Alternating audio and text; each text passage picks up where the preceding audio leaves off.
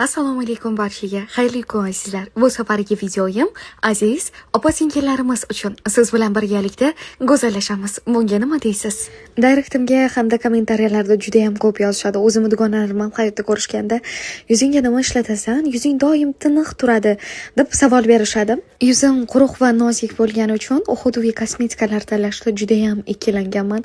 Lekin Mio Beauty kosmetikalarni tanlab hech ham afsuslanmaganman, sababi ayni quruq yuzlarga tushadigan hududiy kosmetikalardan tanlab xarid qilganman. Videoda ko'rib turganingizdek, yuzimni makiyajdan tozalayapman.